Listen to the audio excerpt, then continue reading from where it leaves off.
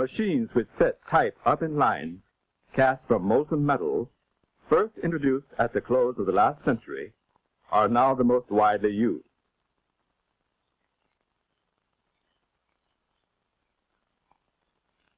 Automatic typesetting of complete lines.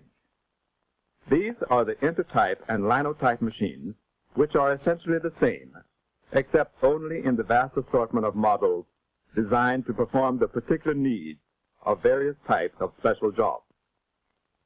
These composing machines produce typecast in complete lines or slugs.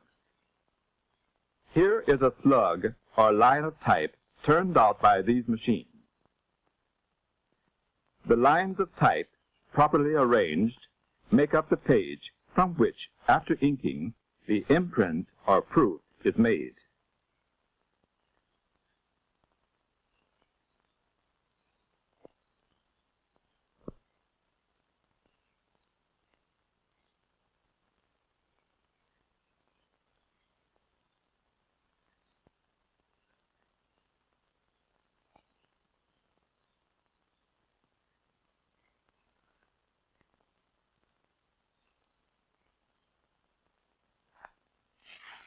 The function of the keyboard composing machine is to produce the essential materials required to prepare a form for printing. But before going into detail, let's first get a general view of the whole picture. The operator, depressing the keys, releases matrices from the magazine channels.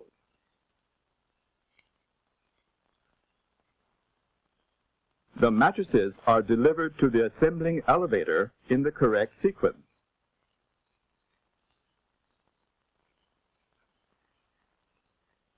Here's a close-up of some mats. You can see the letter that has been punched or engraved into which the molten type metal is going to be injected. Let's note particularly the two punched characters, one Roman in style and the other italic. The small lugs and the ears which guide the mats through the various passages and assure the alignment of the letters. Having completed the composition of the line of matrices, the operator sends it over to the casting mechanism. Now the line of matrices is in position for the slug to be cast.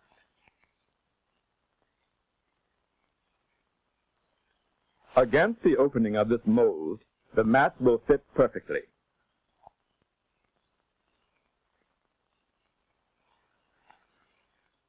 Immersed in the crucible, the plunger injects the molten type metal into the mold and against the matrix characters.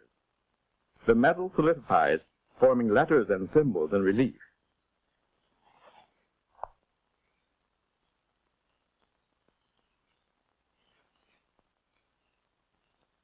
Then the slugs are carried into position to be ejected from the mold and stacked one after another as they are ejected. Meanwhile, the first elevator rises and the second elevator descends to meet it at the transfer channel. The matrices are transferred to the second elevator and raised to the distributor. Here, lifted automatically, one at a time, they are returned to their respective channels in the magazine. These circulating matrices will be used over and over as they are needed for composition.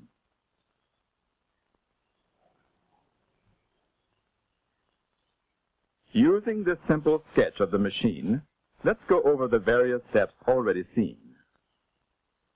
The mats, responding to the keyboard, are delivered to the assembling elevator.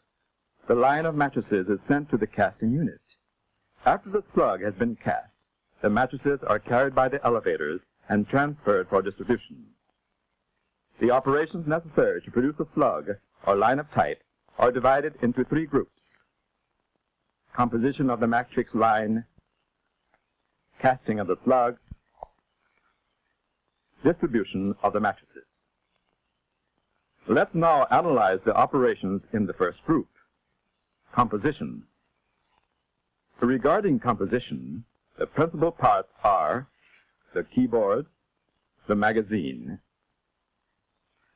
the assembler entrance, partition, the matrix delivery belt, the assembling elevator, and the delivery slide. The keyboard has 90 keys on 6 rows of 15 each. It is divided into 3 sections. The lowercase letters are at the left, uppercase in similar arrangement at the right. At the center, punctuation marks, numbers, and small caps. Every touch of the key releases the required matrix from the magazine. Now we will examine the internal parts of the keyboard activated by one touch of a key to release a matrix from the magazine. They are the key button, the keyboard lever, the key bar, the trigger, the cam frame, the eccentric cam, the rubber roller, the comb, and the key rod. Let's observe how the various pieces react to the key. The key moves the lever to which it is joined. This lifts the key bar. In turn, the key bar activates the trigger, whose function it is to support the frame with its corresponding eccentric cam.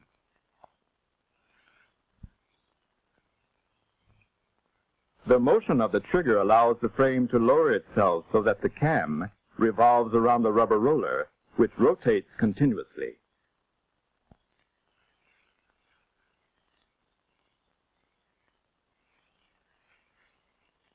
The rotation of the cam lifts the end of the frame. This raises the long key rod, which causes the release of the matrix from the magazine.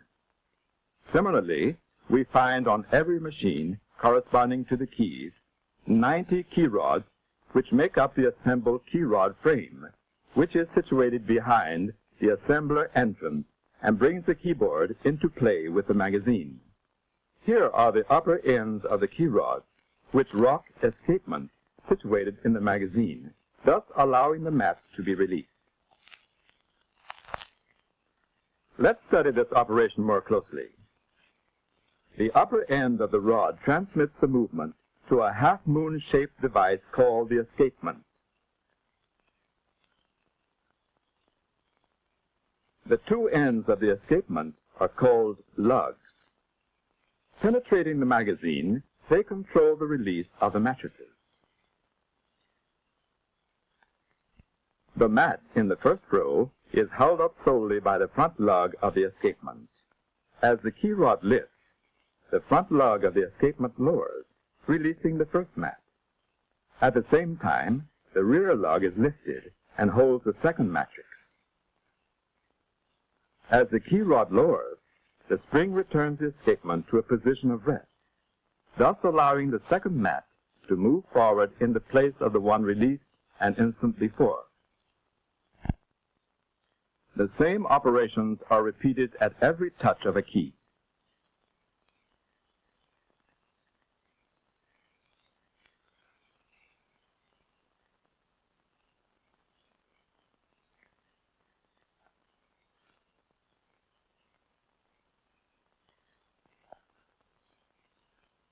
The mats that we see come out are arranged in the magazine situated at the upper part of the machine. It rests in a slanted position to facilitate the descent of the mat. It is substantially formed by two trapezoidal plates, one below and one above, which, as in our case, can be made of visilite. On the inside of the magazine there are grooves called channels, which support and guide the circulating matrices. The magazine has 90 channels, corresponding to the 90 keys on the keyboard. Every channel contains a maximum of 21 circulating mats, which are sufficient for the normal requirements of composition.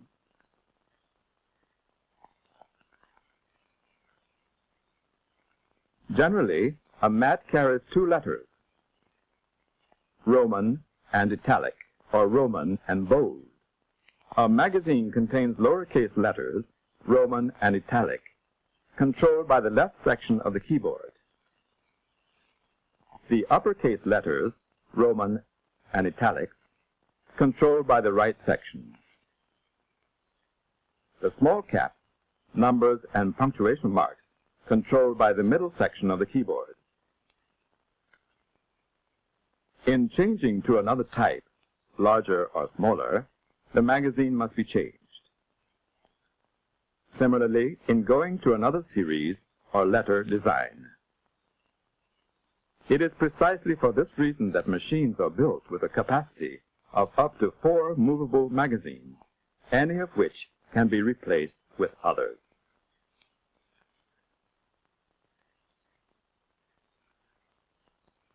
The pre-selected magazine is brought into working position with the escapements aligned over the key rods.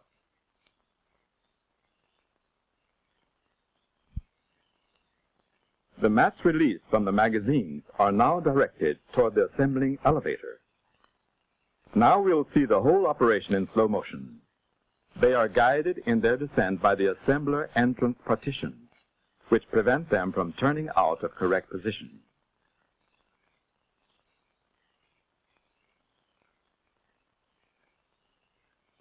The mats fall upon a delivery belt in constant motion, which carries them in correct sequence to the assembling elevator. It takes the same length of time for all mattresses to reach the assembling elevator due to the design of the assembler entrance and matrix delivery belt.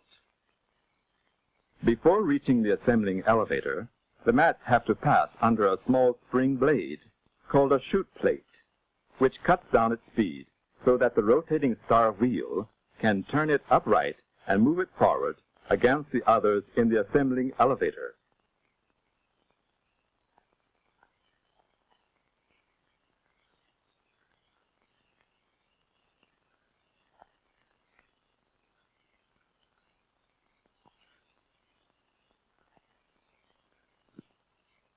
At the left, the mats are held upright by a wedge or a finger attached to a long horizontal bar called a slide, which travels to the left as fast as the mats arrive.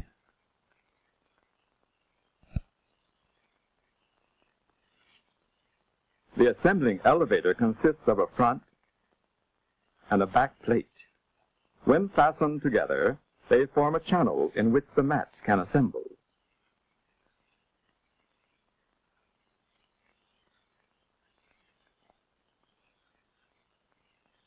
These moving levers control the duplex rail.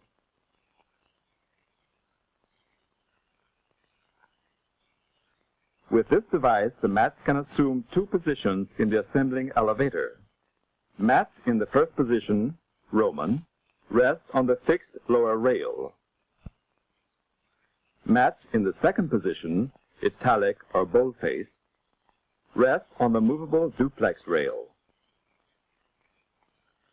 Hence, each mat can present independently to the mold opening either one of the 2 characters. Here is a line of mattresses which illustrates this principle. For greater convenience, the upper part of the assembling elevator is equipped with a hinged gate. A steel wedge known as a spaceband is assembled between one word and the next. The spacebands are released by the keys situated at the left of the keyboard. Because of their dimensions, the spacebands cannot fit into the matrix magazine. Therefore, they are stored in a box above the assembling elevator. The parts for releasing the spaceband are similar to those which release the mattresses from the magazine. The spaceband consists of 2 parts, the tail, the slide, and the small head. Both are wedge-shaped. They are held together by a dovetail construction. The small head is held stationary by the lugs in the grooves of the first elevator, so it remains fixed when the corresponding slide rises. In that manner, the expansion of the spaceband is obtained. Whatever the position of the slide, the outside surfaces of the slide and head are always parallel, due to the construction of the parts. The function of the spacebands is to expand or spread out the line to the predetermined length. thereby increasing the space between words evenly. This is called justification.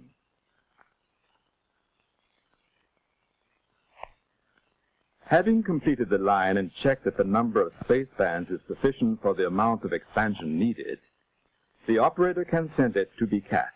The transfer is carried out by the delivery slide, constantly held under tension by a spring, and held in place by a small lever which will be released by the raised assembling elevator. The delivery slide consists of a short fixed finger and a long moving one.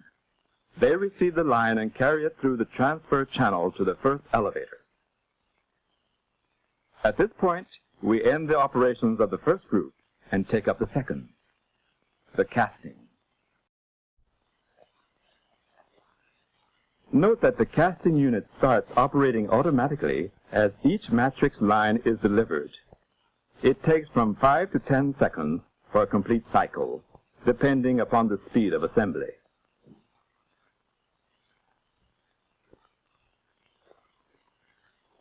All the while, the operator continues to compose.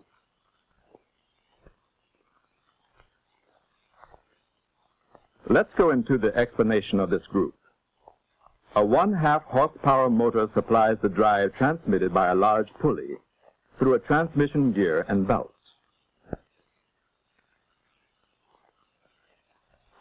Many of the basic mechanical actions of the machine depend on the 10 large eccentric cams situated at the rear.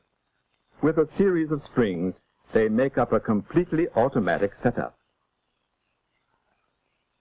These eccentric cams are synchronized to rotate together, since they are all mounted on the same shaft. The cams begin to rotate as soon as the delivery slide carries the matrix line into the first elevator jaw. This releases a stop in the delivery cam at the rear of the machine. The 2 friction shoes of the driving clutch are then pressed against the inside of the driving pulley, thus causing the driving shaft to rotate the cams. At the opposite ends, this shaft has a pinion that transmits the movement to the large driving gear on the cam shaft. The cams are thus made to rotate. Every complete turn of the cam shaft corresponds to the casting of a slug. Every eccentric cam has a specific function which it carries on during its cycle, quite independently of the others. To get an idea of how the cams work, let's observe the first of the series that controls the first elevator. The first cam, by means of the vertical lever, on a pivotal mount, and the long horizontal lever, which runs through the base of the machine, transmits the movement of the first elevator. Every turn of the cam corresponds to a determined movement of the elevator, as we see in the close-up combination. The cam makes the elevator descend to the vice cap and holds it in casting position. The cam next raises the first elevator to the intermediate channel for the transfer of the mat. Then the cam permits the elevator to return to normal position. Here are the other parts which, with the cams, make up the casting: the vice frame, the mold disc, and the metal pot. This is made of an outside casing or jacket and provides thermoelectric insulation to the crucible that contains the molten type metal. Between the casing and the crucible, there is a cavity stuffed with asbestos. The plunger is in the well of the crucible, at the front of which there is a mouthpiece. When the plunger descends, it drives molten metal into the mold against the matrix line, thus casting a slug with the letters in relief. The type metal solidifies almost instantly. Then the plunger rises again to normal position and sucks molten metal into the well to replace what was used up in the previous casting. Automatic feeding regulates the descent of the metal pig to maintain a constant level of the molten metal in the pot. This metal is a triple alloy composed of lead, 85%, antimony, 11%, tin, 4%. The temperature for casting, approximately 285 degrees centigrade, is kept constant by thermostat. The metal pot is always kept heated so that it is ready to cast slugs each time the mouthpiece moves forward and locks against the back of the mold.